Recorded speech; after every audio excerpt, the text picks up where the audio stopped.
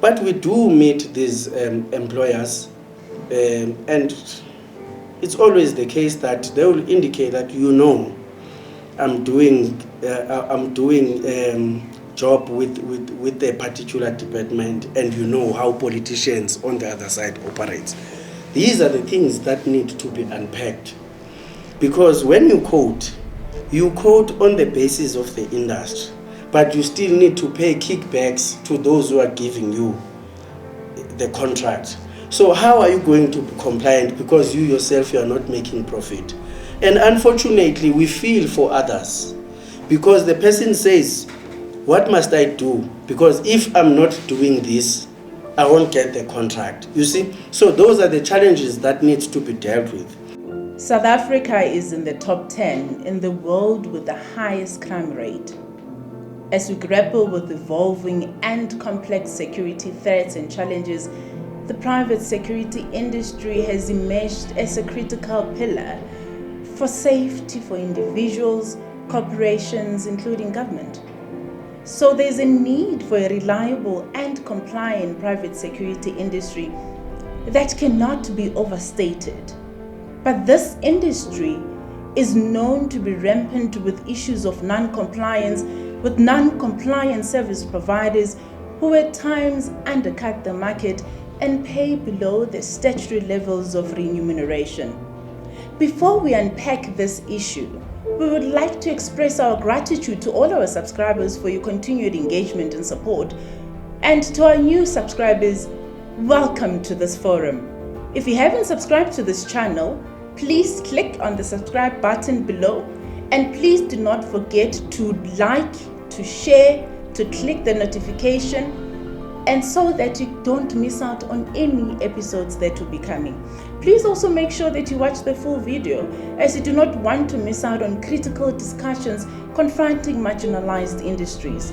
Today, as we start to unpack this multifaceted issue, we are joined by Comrade Nkokeli Anelekit, the Deputy General Secretary of one of the biggest unions in the private security industry, the South African Transport and Allied Workers Union, in short, SATAWU. Comrade Nkokeli, my leadership, welcome to the Forum for Marginalised Industry. We have been waiting in anticipation to have a discussion with you, and thank you for honoring our invite. I think our discussion comes against the backdrop of the biggest milestone of this country. Indeed. The national elections that took place, and everybody was very agitated, and everybody was just waiting for its outcome. As one of the biggest unions in the country, I just wanted to actually get, just to break the ice a little bit. Yes. Just to get your feeling with regards to these elections in terms of its outcome. How did you think it went? What is your view as the leadership of SATAWU? Good morning to you, Sisi, and your team. I think it's important to note that these elections have proven that South Africa indeed is a democratic country. It is for the very first time that people of South Africa went out and made sure that they are not forced by anyone to vote for a party that they don't want to. As you can see, that there's no outright winner, and clearly it's a clear indication to all politicians that they must start to take people of South Africa seriously. I'm very much excited, although I'm not happy per se with the outcome, because of course the African National Congress, as you might know, that all unions of COSATU, we are in support of the African National Congress. But I'm excited that South Africans exercise their right, and they sent a clear message to the African National Congress that you rather fix your house and make sure that in the next 5 years, whoever that you choose to work with, you continue to give good services to South Africans so that they can trust the African National Congress again. So yes, I'm interested to see who the African National Congress is going to form coalition with, and Yeah, interesting 5 years I to think come. that's a beautiful analysis, and in terms of the introduction of this particular issue, because you're right, it will be interesting to see exactly the power dynamic that is going to be coming at play in terms of forming coalitions. Do you think that the country is ready for coalitions, though? Well, as I said earlier on, the elections, they are about the people, the will of the people. So the people have voted in this particular way. So therefore they are sending a loud message out there to say, we are ready for a coalition government. We don't want to be led by one party. We want parties to come together and represent the will of the people, all the voices from different parties. Remember, if you have an outright winner, then it means the voice is one. But in this instance, we're going to hear many voices, and maybe that's what the country needs. So that we can be able to actually move forward, isn't it? We are struggling as a country. There's no doubt about that. So therefore, if the government of the ANC could not satisfy the majority of South Africans, then when South Africans are saying maybe it's time for change, not a total change, because we do trust the African National Congress for what it was formed for. Hence, even in these elections, they have the biggest percentage. But people are saying to the African National Congress, we gave you your opportunity to lead as a party alone, but this time around, we want you to work with other parties. Let's look at it differently.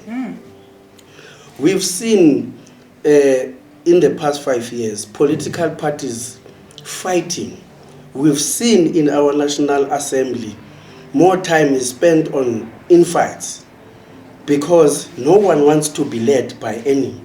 Now, people of South Africa are saying we are giving you an opportunity to work together for the betterment of the country and its people.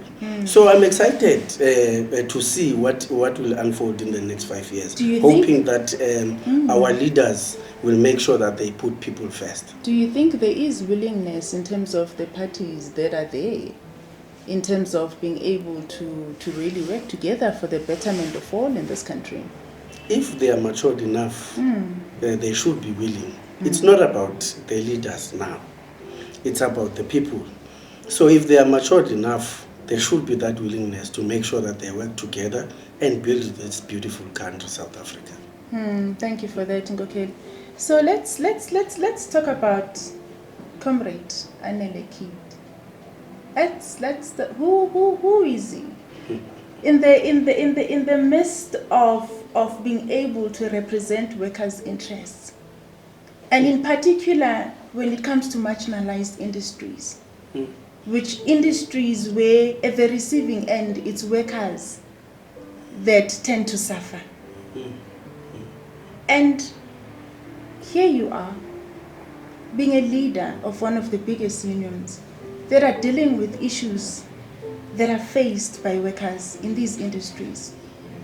So tell us more about Comrade Anelekid. Well, this is turning to be about me now, but it's fine. We're getting there, we are getting there, come, we're getting there. It's fine, I understand. Well, Anelekid comes from the province of Eastern Cape, having born and bred there in the Eastern Cape. In 2009, I had to leave. In fact, not 2009, in 2002, I had to leave Eastern Cape in search for greener pastures, and I moved to Northern Cape. Things didn't go well in that part of the world. I had to join the security industry, and I became an employee of Fidelity Security Services. At that time, it was Fidelity Guard. Then it changed because the company bought certain companies, and then it changed to Fidelity Security Services. I became a security officer, working night shift. I was employed there in 2003. Then I became a guard for a year. Then we went for election. I joined South African Transport and Allied Workers Union, SATAWU, that I'm leading today. I joined SATAWU, and then I think in the first month of 2024, we had shop steward elections. I was elected as a shop steward. Then the union negotiated with the company that I need to work around the office so that I can be, because at that time we had no full-time shop stewards. So the union negotiated with the company that I must be working around the office so that I can be able to assist members, because at that time there were too much challenges, as you might know, which we'll discuss later on. The security industry itself, it's a problematic industry. Every day there's a problem. Then the management of the company said, you know what, instead of disturbing our operations, let's have someone from the union that we can consult from time to time that is nearer to the office. So they found the proposal of the union suiting them in a way. So I worked in the office, and I decided to pursue or further my studies, and I enrolled with Inter College back then, and then later on I enrolled with UNISA to do labor law, and I gained more experience on labor matters at that time. Then the union, because of my contribution at the time, I was then elected as a local chairperson in terms of the constitution of the union. In a space of 3 months, I became the deputy chairperson of the province in the Northern Cape. And the union said, no, you can't be a provincial office bearer and not being a full-time shop steward. They negotiated with the company for me to be a full-time shop steward. Whilst they were busy negotiating, then the union had a vacancy in Northwest Province of an organizer. So instead of becoming a full-time shop steward in Northern Cape, I was then appointed by the union to be an organizer in Mafikeng, Northwest. I worked in Northwest. I started in that local when the local had about 500 members in the whole local. And as per the constitution of the union, you need to have 1,500 members in order to have a local. But the understanding was that there is a potential for growth in that area, hence they allocated an organizer. So I worked there, I built that local, and I was moved to Klerksdorp when that local had 2001 members from 500. I moved to Matlosana local, which is Klerksdorp. Fast forward, I was dismissed in the trade union for just a misunderstanding between myself and my boss at the time, who was the provincial secretary. I was dismissed around June 2010, and then reinstated in November same year, and I was moved to Northern Cape, back to my province, Northern Cape. I went there, I worked for 4 months, then we had a provincial congress where I was elected as a provincial secretary in that province. I worked in Northern Cape as a provincial secretary up until 2017 November, when we had the Central Executive Committee meeting here at our headquarters, and then the leadership was removed in that meeting. Then myself and Jack Mazibuko, who is the current General Secretary, we were given a position of caretaker coordinators at the time, because there was no leadership. As the leadership was removed, we were tasked to take the organization to the Congress. So in 2018, we really took the organization to the Congress, and that's where I was elected as a Deputy General Secretary up until today. So that's Anelekit. Yeah. So I think the reason why Nkokela was asking you who was Anelekit was because of your history in the private security industry. and which is the topic for today. Yes. In terms of the non-compliance in the private security industry. In particular, when you look at terms and conditions of employment. And that is what I needed to unpack, have a discussion on. If you look at the private security industry, what is your view, what is your general view with regards to issue of non-compliance?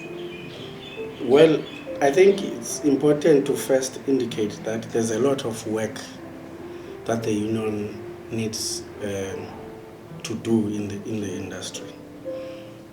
And saying that, I'm not saying we haven't made anything in the industry. Comparing from where it started and where it is right now, there's a lot that we've done, but there's still a lot needs to be done. During my time as a security officer, my hourly rate at that time was 10 rand. 10 rand, 12 cents, around there. Today, a person in that grade that I was in is earning about 30 rand per hour. So I'm trying to paint a picture of the work that I'm acknowledging that the unions have tried, given the nature of the industry. But at the same time, that 30 rand that I'm talking about, you seated there, you will understand that it means nothing when it comes to our current situation. And the cost of living, yes. So hence I'm also saying that there's still a lot that needs to be done. If you look at the work that these security officers are doing, the only difference between them and the police is that they don't have the power to arrest. To be quite honest, the bigger chunk of the security work, in terms of between security and police, it's done by a security officer. If you compare what the two are doing, because the police will come and arrest after a lot of work has been done by a security officer. But when you look at their salaries, I don't know, I think it's 1,000% what the police are earning more than the security officer. So it tells you the exploitation that is within the industry. There are posts whereby these security officers, it's winter now, but they are standing on the street because they are guarding a building. In that building, they can't be even accommodated to sit inside because there's a fear that they will sleep on duty. So they have to stand on the street the whole night. So those are some of the conditions. I'm just mentioning a few.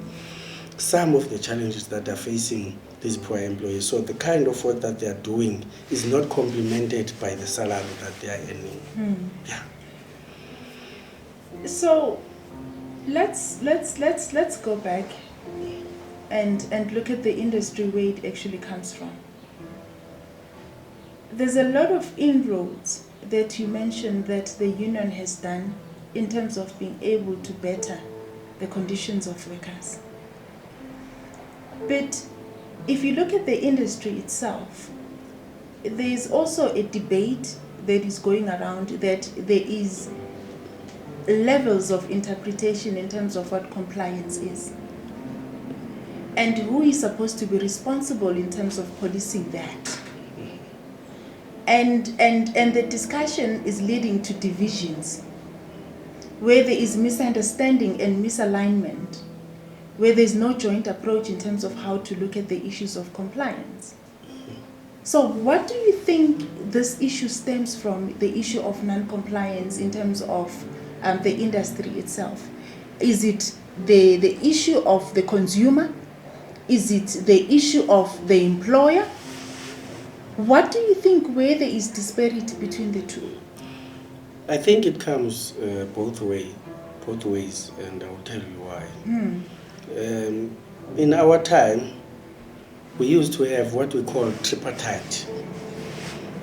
If, for instance, the employer is supposed to deduct money for provident funds or maybe for UIF, that 1% contributions and so forth. And the employer doesn't do that. Because these workers have joined the trade union, a trade union will take up that matter with the Department of Labor, because Department of Labor are the custodians of the law. So the union, as the representative of the workers, will take up that matter with Department of Labor. Then Department of Labor will call what I mentioned, tripartite. The trade union, the department, and the employer to sit down on the table. In most cases, employers will blame their clients to say, look, I was competing to get this tender with so-and-so companies. I had to lower my prices. Now the reality is that with what I'm getting from the client, I'm unable to comply with certain things. What I can afford is to pay the salary of the worker. But other contributions, if I deduct, for instance, in the security industry, if you deduct 150 for provident fund, the employer has to contribute 150 as well. I'm unable to cope with that because what I'm getting from the client, it's not enough for me to carry all those operational costs, including contributions, in terms of statutory benefits for the employees. Then, in that approach, we will then rope in the client of the employer. Okay. The client comes, the department is here, they are the lawmakers, they're saying, yes, you have this company that you have employed. This is what they are putting on the table. Is there a possibility of you increasing so that these workers who are guarding the premises, they do enjoy the benefits that are enshrined in the sectoral determination back then before we had the bargaining council? So in that way, we were able to both intervene as the trade union and the department to even assist the employer to get more income from its clients so that it can be able to comply. That was back then. I'm saying there's a lot of work that needs to be done by trade unions as well, simply because I have noticed, sitting here as a leader of a trade union, that we have lost that. Exactly, Nkokeli. That's where I wanted to actually come to. That you mentioned that there was this relationship in the private security industry that was there to ensure that there is betterment for everybody in the value chain. Where did things go wrong? Where did you think we actually missed as an industry in terms of being able to ensure that there is synergy in terms of the whole entire value chain and ultimately that the worker is not frustrated at the end? Because what we're talking about, the issue of non-compliance right now, at the receiving end of everything, it's the worker that suffers. So where was the disjuncture, Nkokeli? I will be brutally honest with you. And sometimes as trade unions, we need to do introspection. If you go out there and check the non-compliant companies, who owns them, you will find that 70% of them are black-owned. And that's where the problem is. Because here is Anele, who is a Deputy General Secretary of SATAWU, has to meet a comrade who is the owner of a security company. Then it's black on black. I'm unable to fight to the latter with a person of my own, but I forget that at the receiving end, it's still black who are marginalized, who are worse off. This is the owner, vice versa, employees who are worse off. I think that's where we have lost it, and we need to correct that as trade union. For the past 6 months, we have dismissed about 9, if not 11, organizers, simply because of this issue. We've dismissed them in the union because we have realized that we have lost touch with our members. our members are no longer trusting us. And when I say our members, I'm not talking about SATAWU alone. It applies across the spectrum. Yes, I wanted to actually even go there with regards to organized labor, because there is this feel, or call it perception, if I can put it like that. Let me just not even say it's a fact, because it's a perception that is there in the industry, that the unions are not doing what they were supposed to be doing in terms of representing workers' interest. The trust relationship that has been there, that was built over time. You would remember how instrumental was SATAWU in terms of being able to ensure that there are structures in place that are going to be monitoring these particular issues, that you made sure that you fought in a way that there are certain things now in terms of the industry that has improved the lives of workers. But it seems like you are digressing as unions. And at face value, you ask yourself, what happened? Are we really staying to the core or the value of what we exist as organized labor? Or did we really lose touch of what we actually need to do? The tangibility between you and the member that you're saying that you are representing, Nkokeli. Because right now, non-compliance is so rife. It is bad. And you get to a point where the trust relationship that is there with a worker seems not to be existent. Look, you are correct.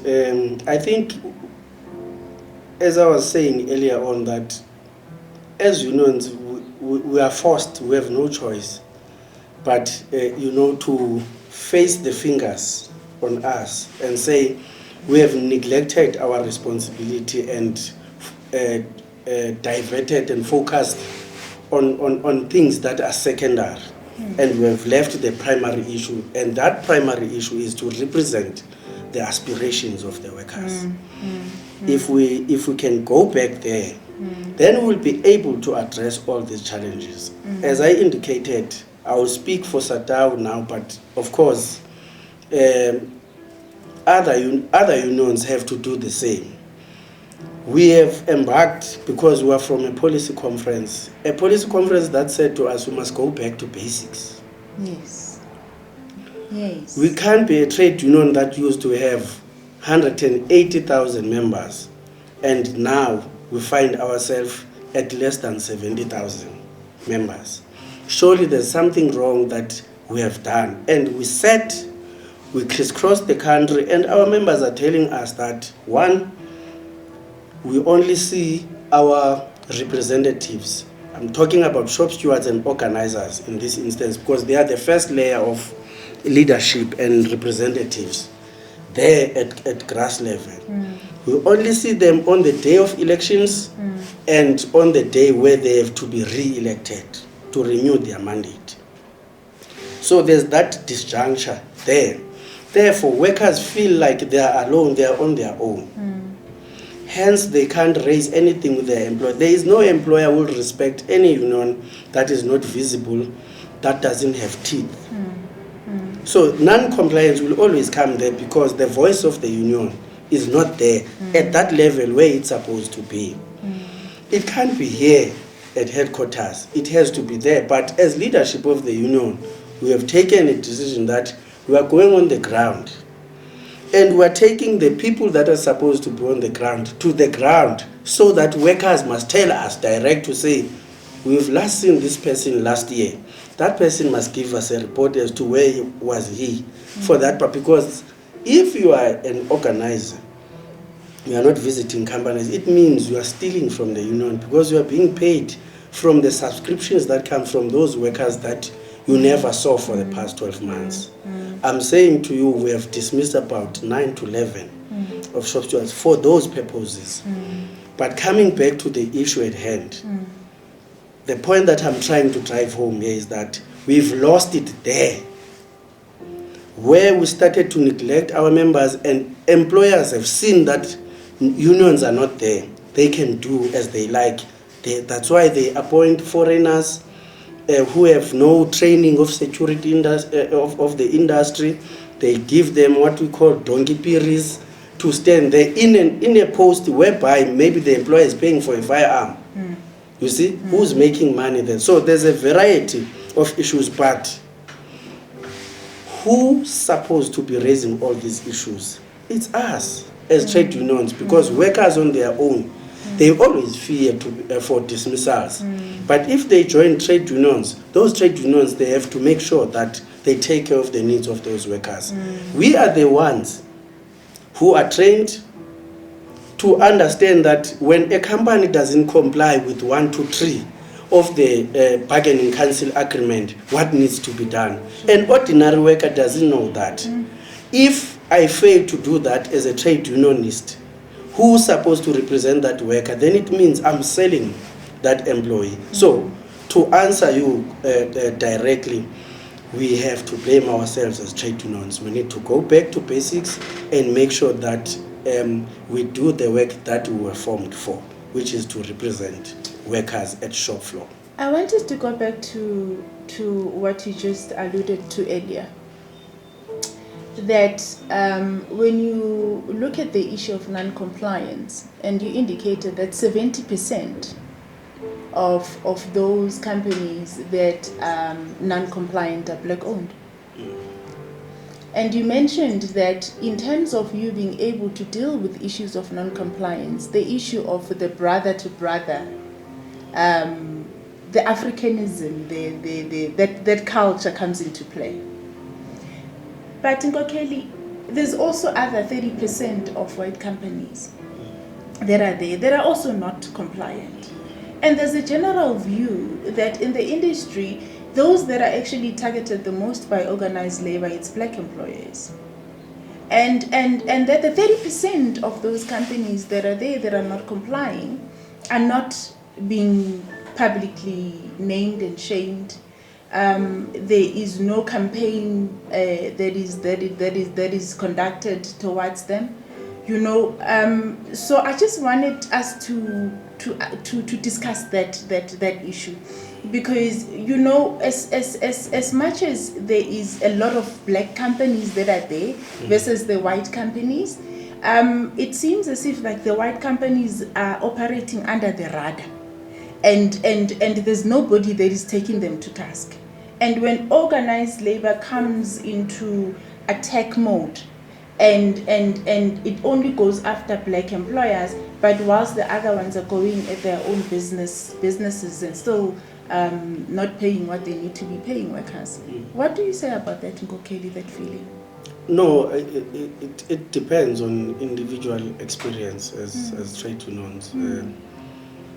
As SATAWU, I haven't come across non-compliant companies, because these companies are listed by the bargaining council, and we're a party to a bargaining council where we are the majority union in the bargaining council. We sit, I am a council member there in that bargaining council. So the list of non-compliant companies came from the bargaining council. Hence, there were road shows, there were marches, yes, to force those employers to be compliant. But if there's a company that is white owned, that is non-compliant, we can't be treating that company different from black owned companies. The reason for me to raise the 70-30 issue, yes, in fact, I was trying to say our own people are the cause for the pain that our brothers and sisters out there are feeling. That was the reason. And I was not saying that 30% of white owned, we are not dealing with it. I wanted to say, in fact, we focus more on those companies. Hence, majority of them are compliant. I think we should be honest sometimes that white people doesn't like to be exposed, if we are to be honest. So if you go to a white-owned company and raise issues, and then you tell them that you will go public about it, they quickly comply, because they don't want to be to have bad publicity. So to answer your question, I haven't came across any company in the list of non-compliant companies that the unions had matches to, where that company is owned by whites. I know that there's Mafuku Security, that where a white person, I think, is a majority shareholder, but a second owner there is a black person. So it was like, it is a black company. It's a white company, but we gave it the same approach as other companies. As long you are non-compliant, non-compliance doesn't have color. But the comparison, I was just doing it for the purpose of showing our own people are giving chest pains to our own African brothers and sisters, whom we thought that when they get business, they will be the first ones to take care of their brothers and sisters who are suffering out there. Because I don't think there's anyone at birth and when he goes to school, as he grows and goes to school, admires to be a security officer. But the situation in our country puts them in that industry. So we thought that when our black brothers own these companies, they will be the first ones to be compliant and make sure that they pay our people correctly. Because majority of them, they get work from government.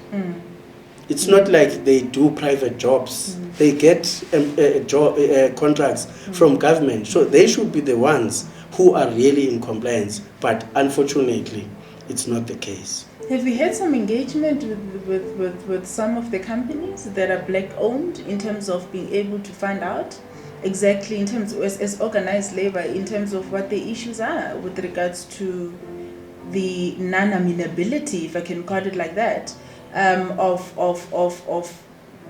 black companies not wanting to comply or do what is right towards the employees? You know, in majority of the instances or cases, as I indicated earlier on, that at first we were having those bilaterals that we were calling tripartite. Those things are no longer happening. Hence I was saying we need to go back to the drawing board. But we do meet these employers, and it's always the case that they will indicate that, you know, I'm doing job with a particular department, and you know how politicians on the other side operate. These are the things that need to be unpacked, because when you quote on the basis of the industry, but you still need to pay kickbacks to those who are giving you the contract. So how are you going to be compliant, because you yourself, you are not making profit? And unfortunately, we feel for others, because the person says, what must I do? Because if I'm not doing this, I won't get the contract. You see? So those are the challenges that need to be dealt with. Hence, I'm saying, if we can go back to our basics and do what we're supposed to be doing, expose irrespective of color. Expose if the department is unable to pay correct, or they want those who are in authority, they want kickbacks from the employers, and those employers end up underpaying our members. We can't keep our mouth shut as a union. That's why we won't have members. But if we have a passion for those who are on the receiving end, we won't care who are we hurting in the process, as long as we are dealing with the challenges of those who are marginalized. Okay, so let's unpack the level of non-compliance in the industry. Employee, how is an employee affected in this regard? How are they shortchanged? If you're saying that an employer is non-compliant towards an employee, for those that wouldn't understand the dynamics in the industry, what is it that we're going to be talking about? What is it that we're referring to? Look, let's start by saying these employers are very smart. They are very smart that in terms of the percentage or the hourly rate, let me put it simple that way. Hourly rate, you will there are few cases where you will hear that employees are complaining that are underpaid in terms of the hourly rate. Because the hourly rate is visible. What you see on the payslip is what you're gonna get on your bank account come month end. Sure. Ne? But there are deductions that are deducted from that salary that needs to go somewhere. The employee is not in the payroll to see to it that that money is sent where it's supposed to go.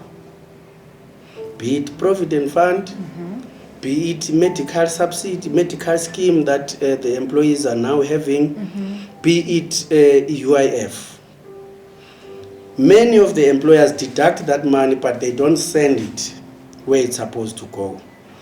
Then employees, if you have a sleeping union, they will only find out that the employer has been not contributing at a time where that employee is dismissed, when he or she has to claim from a provident fund, only to learn that for the past 3 years, employer has not been paying over the money that is deducted on the employee's salaries. So non-compliance is around those issues, including the issue of uniform. These workers are working in bad conditions. You will find in most cases that the person is issued with a trouser, a shirt, and a pullover. Come winter, there's no jacket. If you don't give employee what is enshrined in the main agreement in terms of uniform, once you don't do that, then it's part of non-compliance. So it's a whole range of issues, be it uniform that is not issued because there it's stipulated that they need to have 2 pairs of uniform. So an employer will say, in most cases, when we argue about issues of uniform, the employer will say 2 pairs of uniform, but the agreement doesn't specify what is that 2 pairs of uniform. Does it say I must give him 2 jackets? But the logic where I'm seated is that you cannot expect a person who works 12 hours, working night shift. That person must come and rest and expect that the jacket that he was working with, he must carry it for the next 4 shifts that is going to have and not have something to change. I'm talking about logic. So the issue of hygiene kicks in there, because if you don't give enough clothing for employee, they don't even yourself as an employee out there, you see security officers in most of the centers. Luckily, we go to malls. You see a security officer that this person never slept. Yeah. Look at the collar of the shirt. That person doesn't have a chance to wash even that shirt because it's worn.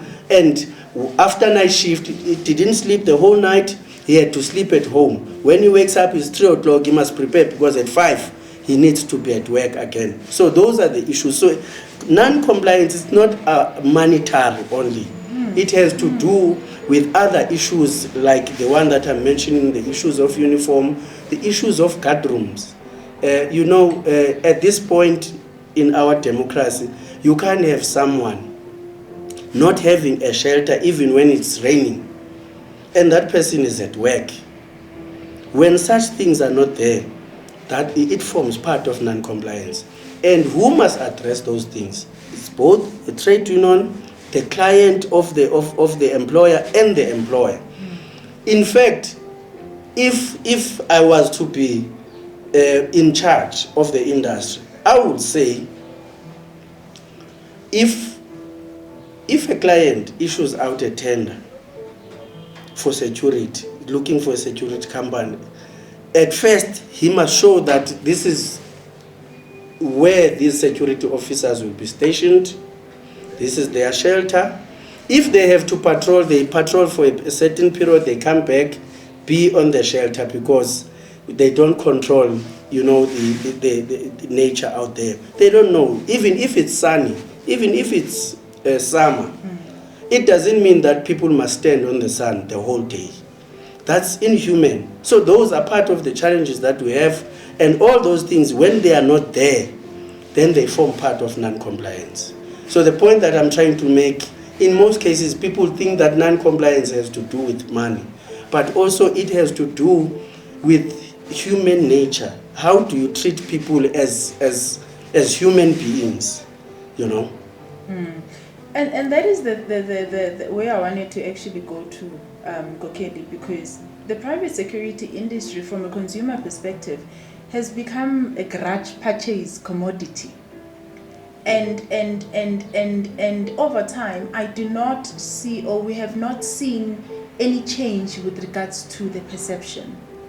And therefore, that means that a consumer can be able to actually dictate their own rates, without, some of them don't even apply the SERA rates or the bargain and cancel rates, and they decide that they're going to be offering you what they need to be offering you. Does organized labor, in terms of being able to ensure that it stems at the root of this particular problem, have some form of a forum or discussions with these consumers from an awareness perspective? Because even if there is an agreement that is existing between the employer and the service provider, ultimately the person that is affected is the worker. Are we not coming together as an industry from an education perspective with regards to being able to create awareness on this level from a consumer perspective?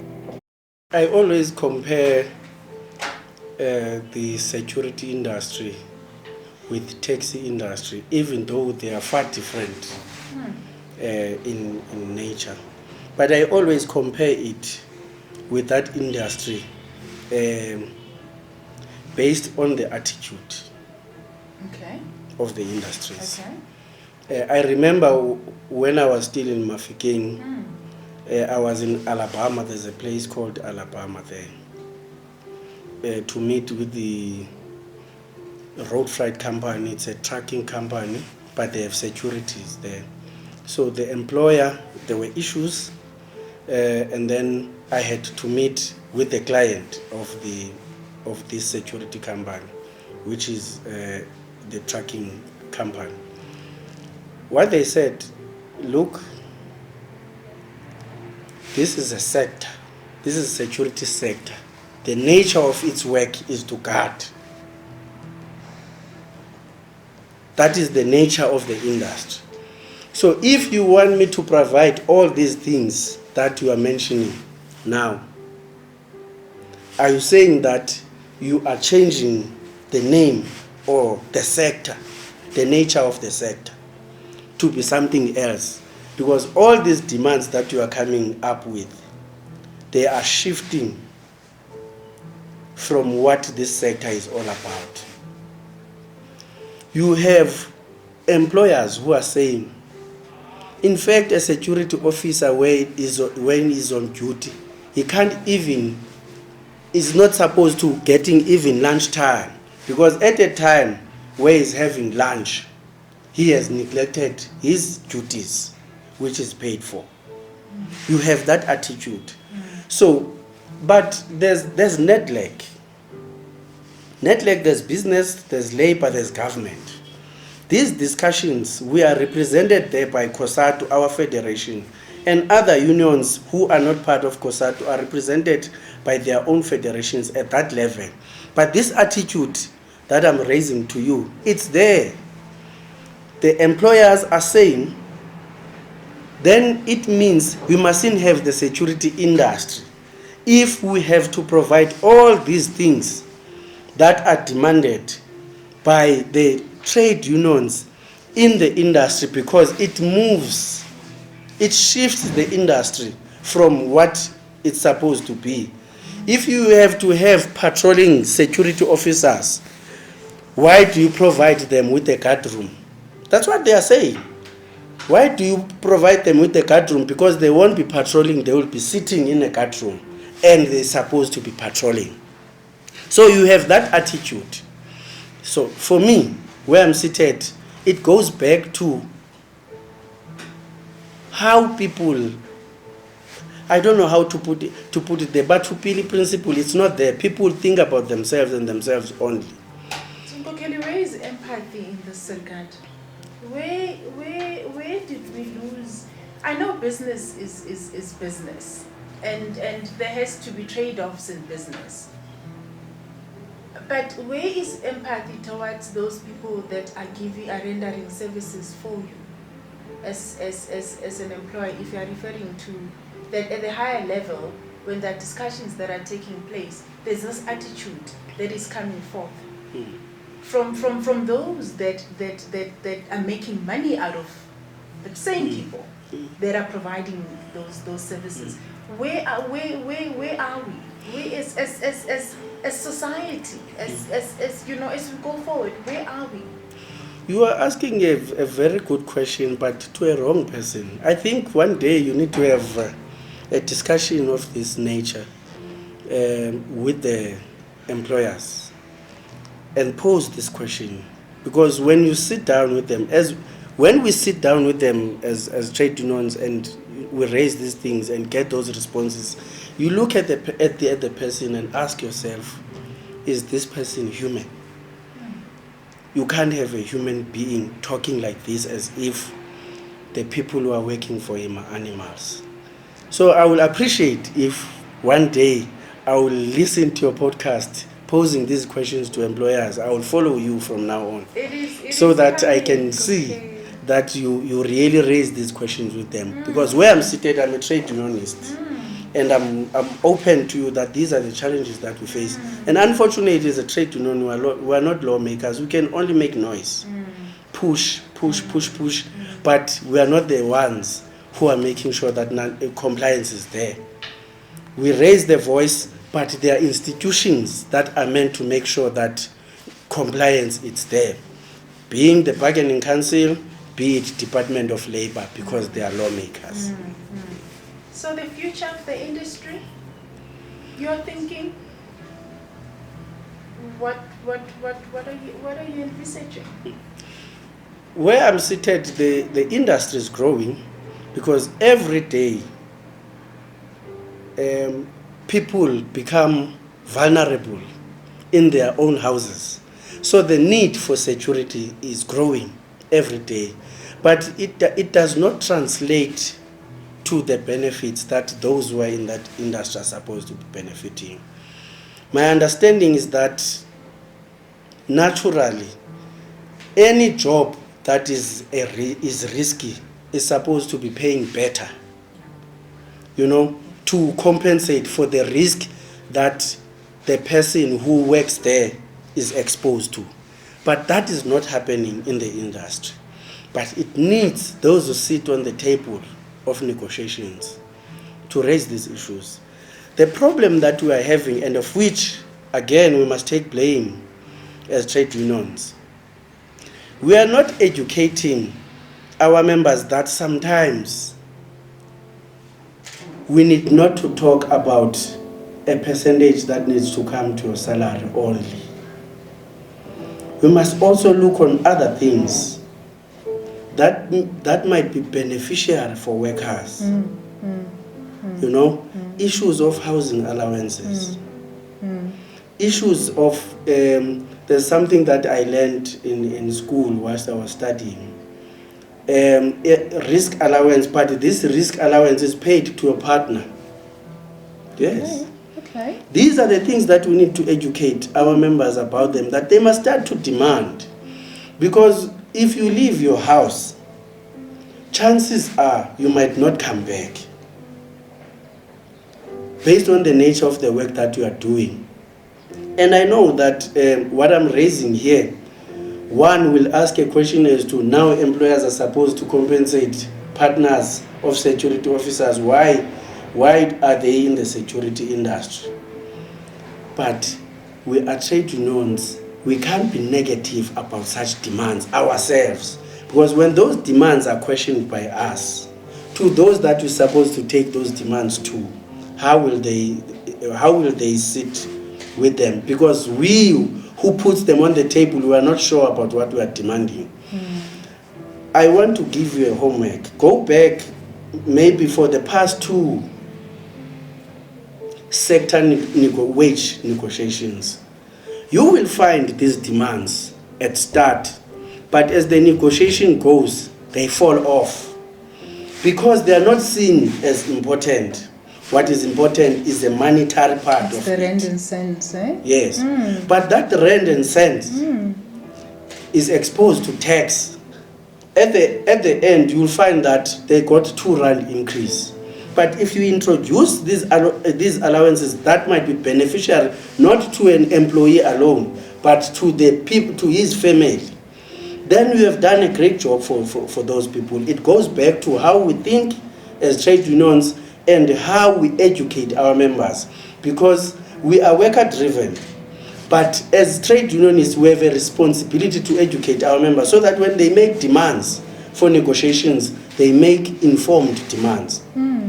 We hide behind the fact that we take mandate from the workers. Of course, workers won't give you a proper mandate if you haven't teach them or educate them properly. Yes. They will give you whatever that they think of, because you are there to represent them. You are there to be their minds. You must think for them. You must educate them. You must make them to understand what is it that is happening on more formal industries that they are not benefiting, and how can they introduce such benefits in their industry, and not undermine themselves that because they are security officers, it must be in their hearts and minds that they don't need to have a medical aid. Everyone deserves to have a medical aid because of our facilities in our public hospitals. You can't say we trust our public hospitals today based on their state. So whether you are a security, whether you are a cleaner, whether you are a domestic worker, you need a medical aid. And if a person who employs you cares enough and is willing to share, they will make sure that you enjoy those benefits. But it is our duty as trade unions not to sleep and wake up and make sure that we do what we're supposed to be doing. On that parting note, Gokeli, Anele, I want 3 things from you. SATAWU, industry, its growth. Where do you see it in the next 5 years? What are you thinking that you're going to be changing as a union? And where do you think you're going to be able to put workers' interests in terms of moving forward? SATAWU is having about 11 sectors. And I'm proud to say security is the biggest of them all. To me, and is followed by the cleaning. They are the most worst off, but they are the biggest in the union. It tells you that there's a problem out there. Because when people are happy at work, they don't care about trade unions. But when they are not happy, they always want a shelter. But there's a lack of trust out there. We need to change ourselves, as I indicated in most of our discussion, that we need to do introspection and change how we do things. Go back to basics, make sure that we don't need to go out and recruit workers. Workers need to come on their own, based on the work that we are doing out there. But what do we do now? We have to go out and recruit people, because people are not happy about the work that we are doing. I'm positive that SATAWU will continue to grow in the industry. I'm positive that with the new mandate that we are having from our constituency, coming from the policy conference of the organization, the policies that we developed in that policy conference, I'm adamant that the union is going to grow. The mindset of the workers on the ground will change. I'm monitoring every day the group of the industry within the organization. I'm positive with the comments that are coming from ordinary workers, not shop stewards, not leaders of the organization, but from ordinary workers, because they know that when they have challenges in their companies, the only union to come to is SATAWU, because SATAWU is the one that is having a voice in the industry. On that note, DGS of SATAWU, thank you very much for honoring our invite. It has been an insightful conversation. We are coming back though, Kokeli. I appreciate that. We are coming back because there's a lot of these marginalized industries that are encountering the same problems as the private security industry.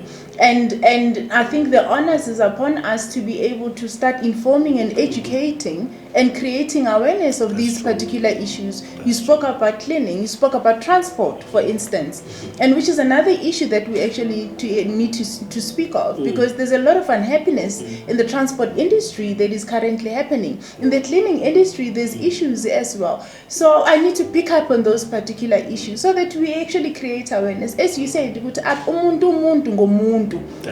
need to be able to have that empathy as a people. So on that note, I am very thankful. We are hoping that we would be able to engage sometime in future, but thank you for availing yourself. Our doors will always be open for you. We'll appreciate that opportunity to continue to have such discussions in making sure that you dig deeper to issues that affect workers in the industries that you have mentioned. Thank you, comrade. Thank you. To all our subscribers, thank you for tuning in.